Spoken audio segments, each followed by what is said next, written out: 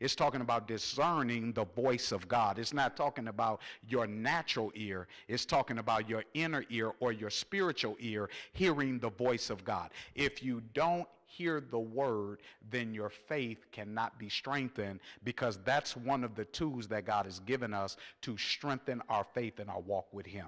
Does that make sense tonight? So number one, hearing the word. Hearing the word. What are some ways to strengthen your faith? Romans chapter 10 verse 17, hearing the word. Number two, how do we strengthen our faith? Meditation in God's word. Not just hearing the word, but studying the word for yourself, and not just reading through it, but meditating in God's word. Let's look at Joshua chapter 1 verse 8.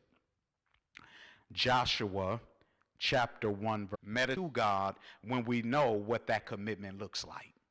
The only way to know what true commitment is to God is we have to pick it up and read it in his word, and a revelation and God's wisdom in his word about what commitment looks like.